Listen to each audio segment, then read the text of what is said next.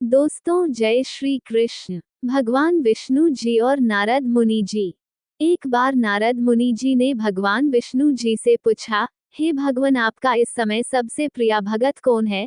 अब विष्णु तो भगवान है, सो झट से समझ गए अपने भगत नारद मुनि की बात और मुस्कुरा कर बोले, मेरा सबसे प्रिय भगत उस गांव का एक मामूली किसान है।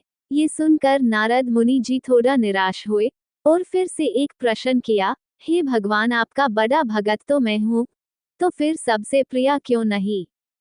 भगवान विष्णु जी ने नारद मुनि जी से कहा, इसका जवाब तो तुम खुद ही दोगे। जाओ एक दिन उसके घर रहो और फिर सारी बात मुझे बताना।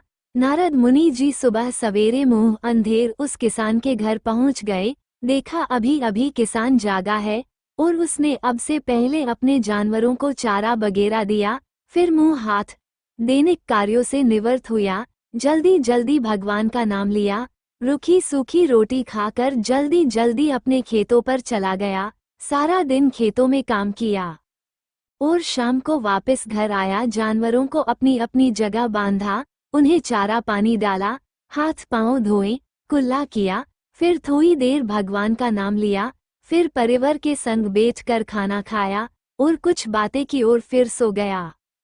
अब सारा दिन ये सब देखकर नारद मुनि जी भगवान विष्णु के पास वापस आए और बोले, भगवान, मैं आज सारा दिन उस किसान के संग रहा, लेकिन वो तो ढंग से आपका नाम भी नहीं ले सकता।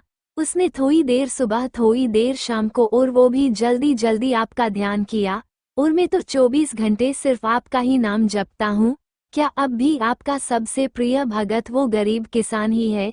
भगवान विष्णु जी ने नारद की बात सुनकर कहा, अब इसका जवाब भी तुम मुझे खुद ही देना। और भगवान विष्णु जी ने एक कलश अमृत से भरा नारद मुनि को थमाया और बोले, इस कलश को लेकर तुम तीनों लोकों की परिक्रमा करके आओ, लेकिन ध्यान रहे अगर एक बूंद भी अमृत नीचे गिरा तो तुम्हारी सारी भक्ति और पुण्य नष्ट हो जाएंगे।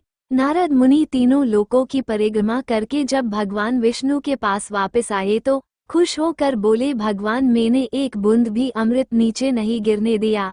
विष्णु भगवान ने पूछा, और इस दौरान तुमने मेरा नाम कितनी बार लिया, मेरा स्मरण कितनी बार किया?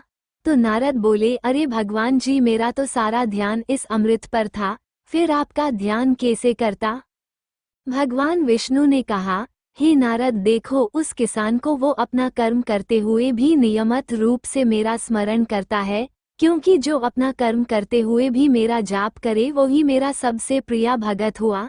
तुम तो सार दिन खाली बैठे ही जप करते हो, और जब तुम्हें कर्म दिया तो मेरे लिए तुम्हारे पास समय ही नहीं था।